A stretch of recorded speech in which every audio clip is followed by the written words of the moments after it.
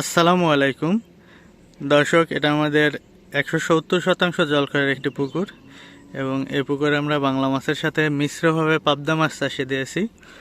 গতকালকে আমরা এই পুকুরে খেয়া জাল ফেলাইছিলাম আমাদের রুই মাছের গ্রোথ দেখার জন্য, আসলে কেমন সাইজ হয়েছে। তো আমরা খেয়া জাল ফেলায় খুব বেশি মাছ উঠাইতে পারিনি, আমরা মাত্র 1 পিস রুই মাছ উঠাইতে পারছিলাম। তো রুই মাছটার ওজন হয়েছিল, আমরা উঠানোর পরে ওজন দিয়ে দেখছি যে কেমন সাইজ হয়েছে। ওজন হয়েছে 3 কেজি 660 গ্রাম। আসলে খুব বেশি মাছ উঠেনি, একটা মাছ উঠছে, এই একটারই সেই ওজন হয়েছে। তো অনেকেই জানতে চাচ্ছিলেন যে আসলে মাছটা যখন ছাড়ি তখন কেমন ওজন ছিল, কতদিন বয়স হলো, কি খাবার দিই।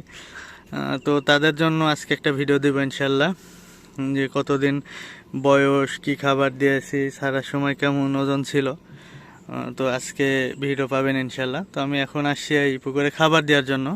দেখুন এই যে খাবার, আমরা আমাদের মাছকে শুধুমাত্র ফিড দিই, ফিড ছাড়া অন্য কোনো খাবার দিই না, সেটা হোক ভাসমান অথবা ডুবন্ত, যেটাই দিই না কেন শুধুমাত্র ফিড। আমরা আমাদের যতগুলো পুকুর আছে সবগুলাতেই আমরা শুধু ফিড খাওয়াই মাছ চাষ করে। আগে অন্য অন্য খাবার দিয়েছি, কিন্তু এখন আর অন্য কোনো খাবার দিই না, এখন শুধুমাত্র ফিড। তো আমি এই যে ফিড দেওয়ার জন্য আসছি, এখানে একটা ড্রাম আছে, এখানে একটা ড্রাম আছে। আমরা এই 2 ড্রামে খাবার দিই, 170% জল করে আমরা 2 জায়গায় খাবার দিই। এগুলা ডুবন্ত ফিড, যে ফিডগুলো দেখতেছেন এগুলা ডুবন্ত ফিড।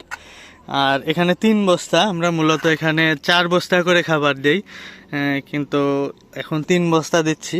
এর কারণ আবহাওয়া প্রচণ্ড খারাপ, দেখা যাচ্ছে যে অতিরিক্ত গরম যাচ্ছে, রোদ যাচ্ছে, আবার সন্ধ্যায় মানে মেঘলা আকাশ হয়ে যাচ্ছে, গুড়ি গুড়ি বৃষ্টি হচ্ছে। এই সময়টা খুব রিস্কি, পুকুরে মাছ অনেক সময় ভেসে যায়, মারা যাওয়ার সম্ভাবনা থাকে। তো আমরা চেষ্টা করতেছি এই আবহাওয়াতে খাবারের পরিমাণটা একটু কমায় দিতে।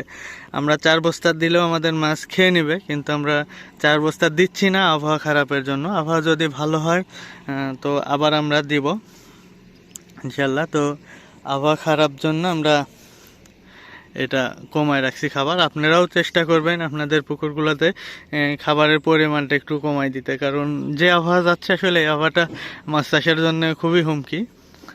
এমনটা হলে মাছ মারা যাওয়ার সম্ভাবনা থাকে। তো সব কিছু জেনে বুঝে তারপরে খাবার দিবেন। তো এখন আমি খাবার দেবো।